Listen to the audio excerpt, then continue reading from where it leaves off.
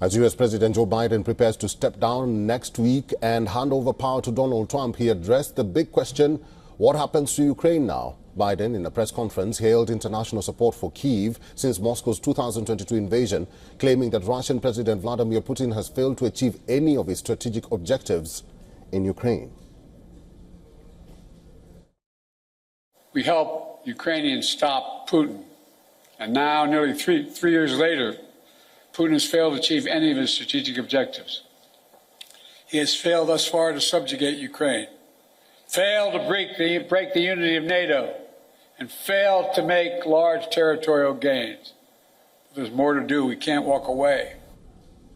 Trump has vowed to press for a quick deal to end Russia's war, leaving Ukraine scrambling to position itself ahead of his January 20th inauguration. Ukraine President Volodymyr Zelensky has said getting security guarantees from the Western alliance are prerequisites for Kyiv.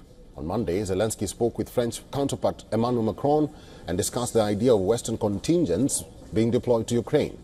This as French Minister of the Armed Forces said that the situation in the Ukraine-Russia war was worse than the Cold War. He was addressing a press briefing after a meeting with the defense ministers of Germany, France, Britain, Italy and Poland. This was the second meeting in the format of 5 members.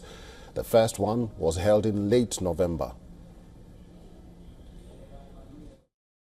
It's worse than during the Cold War, quite simply because we have new spaces that have become militarized, and this is largely due to digital technology.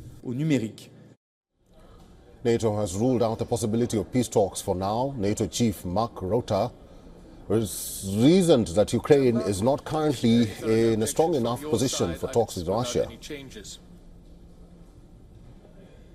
And at this moment, clearly Ukraine is not there because they cannot at this moment negotiate from a position of strength. And we have to do more to make sure, by changing the trajectory of the conflict, that they can get to that position of strength. Russia continues its offensive against Ukraine. The video that you see on your screen right now was released by the Russian National Guard and the Russian Defense Ministry. It is said to show Ukrainian army equipment being struck in Kursk. On the other hand, Ukraine said its forces struck a Russian military command post in the region during combat operations, while backtracking on a claim it had launched a fresh offensive in the border area.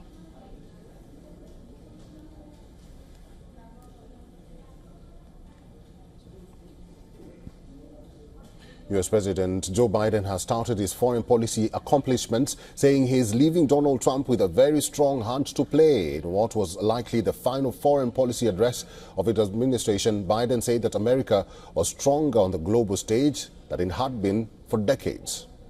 United States, Joe Biden.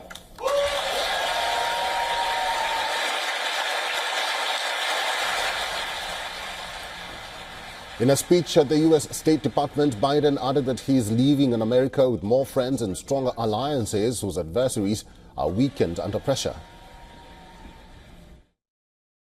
And we're leaving them, an America with more friends and stronger alliances, whose adversaries are weaker and under pressure. An America that once again is leading, uniting countries, setting the agenda, bringing others together behind our plans and visions. Biden also added that the United States would remain the world's predominant superpower and that China would never surpass the U.S. He added that Washington has responsibly managed its complex ties with Beijing and that the relationship never tipped over into conflict in his 4 years as president. Today, I can report to the American people we're in a better strategic position in the long-term competition with China than we were when I took office. You all recall, many experts believe were predicting it was inevitable that China's economy would surpass ours.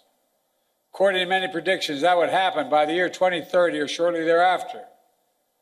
But we in this room said no. If we make the investments in ourselves, we protect our workers and technologies, that will not happen. Now, according to the latest predictions, on China's current course, they will never surpass us. period. Now, in a message probably aimed at his successor, Biden trumpeted his administration's work on expanding NATO and rallying allies to provide Ukraine with military aid to fight Russia. Biden said that the U.S. and its allies cannot walk away from Ukraine, adding that the Russian leader has failed to achieve any of his strategic objectives. Now, make no mistake, there are serious challenges the United States must continue to deal with in Ukraine, in the Middle East, in the Indo-Pacific. Must keep the pressure on the Houthis, who are attacking ships in the Red Sea, launching missiles at Israel, and firing at American forces. Must deter North Korea as they rattle their saber and draw closer to Russia. And new challenges will certainly emerge in the months and years ahead. But even so, it's clear my administration is leaving the next administration with a very strong hand to play. Biden also announced that 2 of the Navy's future aircraft carriers will be named for former commanders-in-chiefs Bill Clinton and George W. Bush. The United States has a long tradition of naming some of its aircraft carriers massive warships that are crewed by thousands of sailors and carry dozens of planes after former presidents.